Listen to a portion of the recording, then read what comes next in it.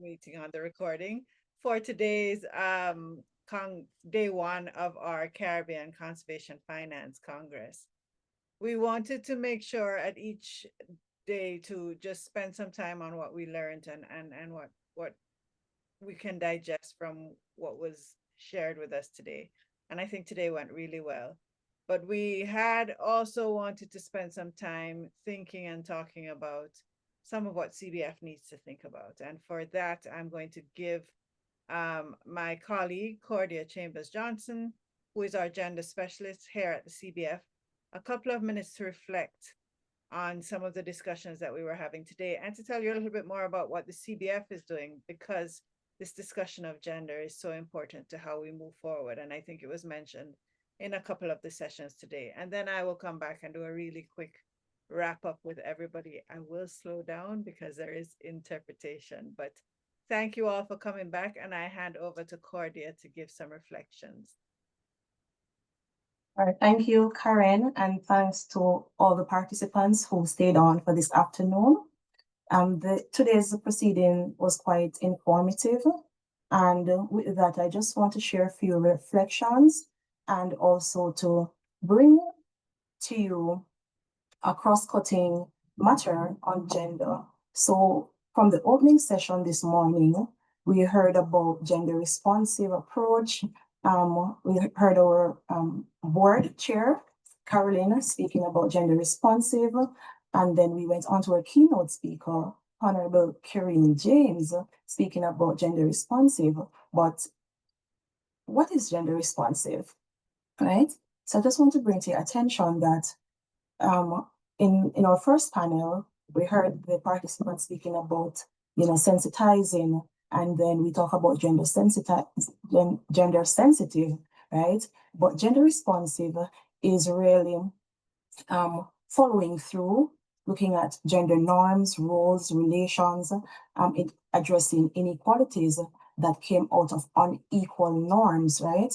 And it's really giving, I would say, a remedial action, right?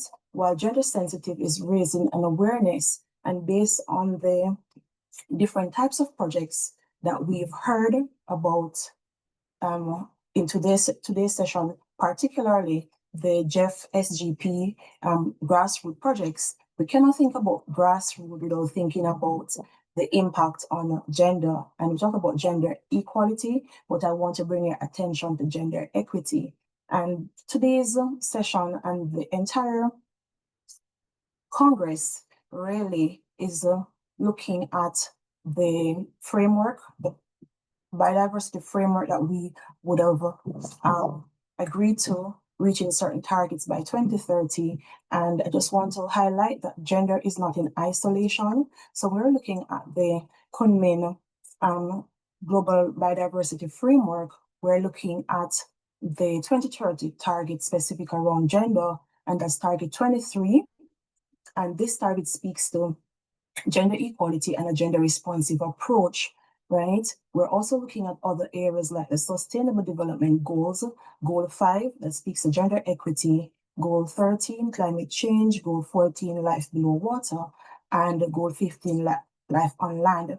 And all of these are critical and important milestones that we're aiming to achieve, not to forget partnership. So the entire conversation from this morning into the afternoon is really looking at partnership and how we can sustain the partnership. But I want to also bring to your attention when we speak about partnership is that having a partnership and facilitating innovation and sustainability, this cannot be totally achieved without having some type of gender equality and gender mainstreaming happening, right?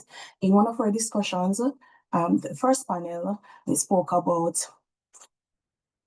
key challenge, community engagement, sensitization, indigenous and local knowledge retention. And all of this has to do with an inclusive and gender responsive approach, because gender, as I mentioned, is a cross-cutting matter, and it is not something that is done in isolation. And in response to the various international framework that we would have agreed to and the milestones that we're working towards. In response to this, CBF has its own gender policy, and I would say, the policy that CBF has, it's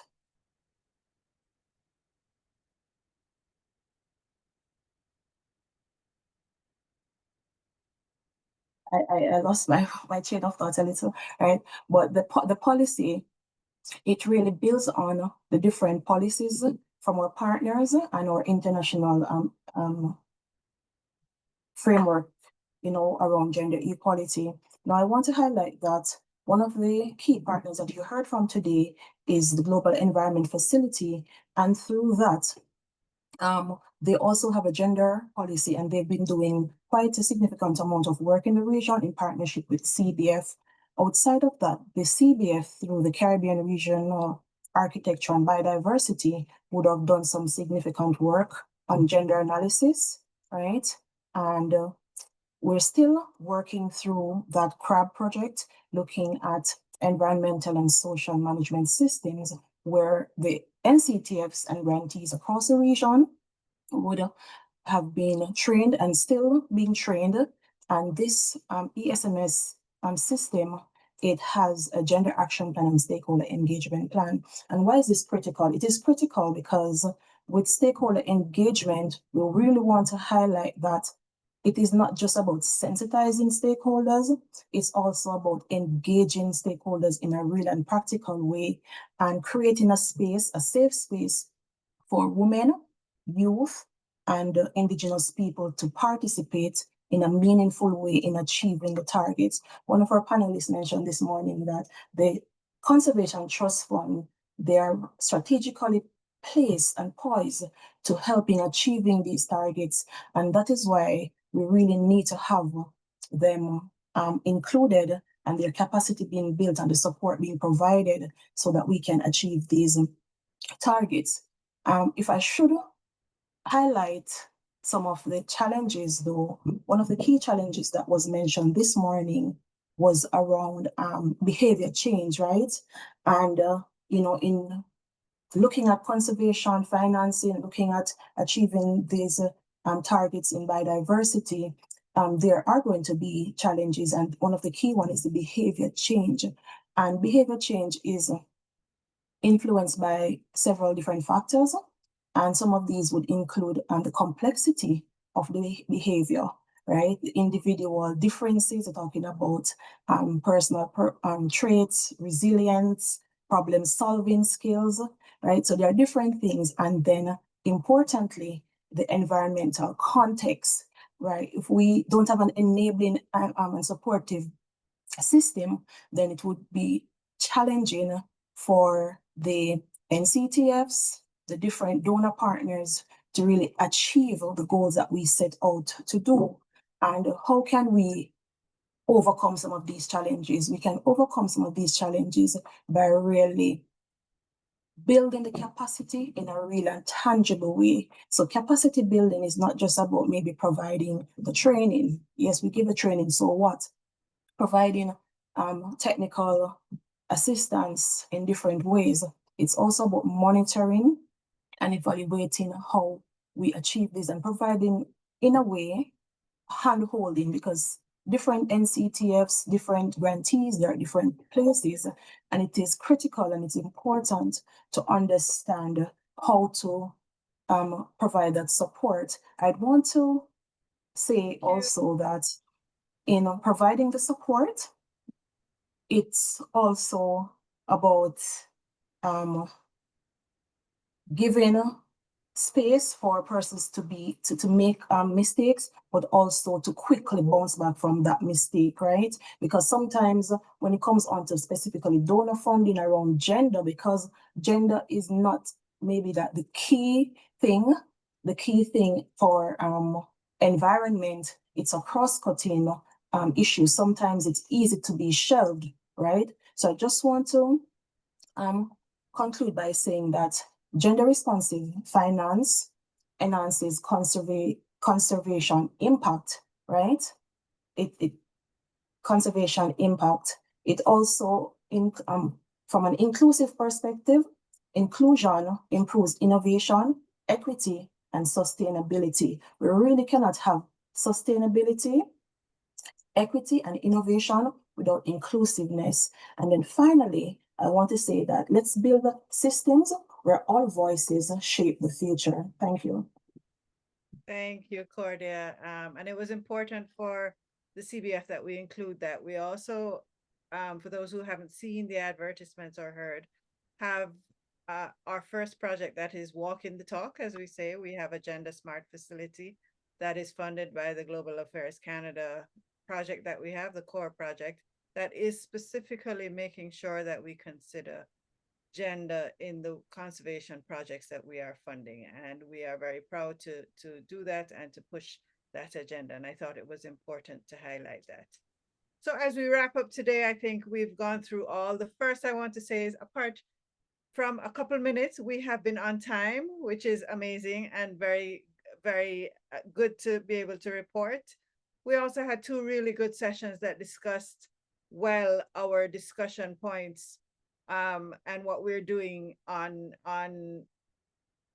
conservation trust funds in the small island developing states, so globally, which I think is one aspect. And then began, and it had panelists discussing the complications at all levels, and I saw in the relationships between what was happening in our neck of the woods and what was happening in other places.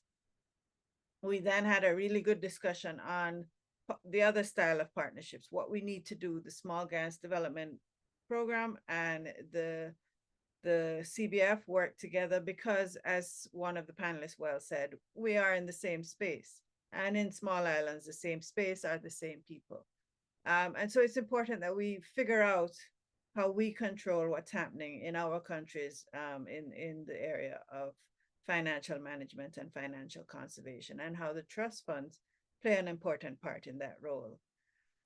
I end by welcoming you back tomorrow for some more of the discussions we will have. We will have one that focuses on blue economy in the Caribbean context and blue carbon, that talks about debt swaps and debt for nature, and then one that looks at climate financing. So I hope you will join us again tomorrow for those panel discussions. There will be an evaluation sent around for today, and tomorrow there will be more to be discussed. For anything you've heard along the way, please do send us a text or a chat in this group or in the lobby for those of you who've been exploring Zoom events, so that we can be sure to answer your questions and queries. And I look forward to seeing you tomorrow morning, my time, for more. Thank you so much.